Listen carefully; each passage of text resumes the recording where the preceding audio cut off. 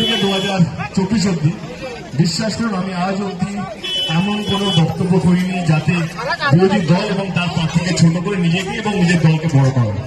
আমার মনে হয় কোনো দল এবং প্রার্থী যদি কাজ করে থাকে তাহলে তাকে অন্য কোনো দল বা অন্য কোনো প্রার্থীকে ছোট করা লাগবে না। সে তার নিজের কাজ করবে, আমার মনে হয় মানুষ সেটাকে বিশ্বাস করে তাকে ভোটটা দেবে। চলে আসি 2000 ওইটাকে থাক ওইটাকে থাক।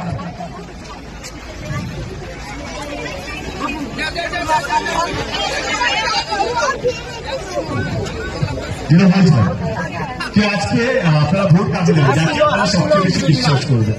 বিশ্বাসটা কি?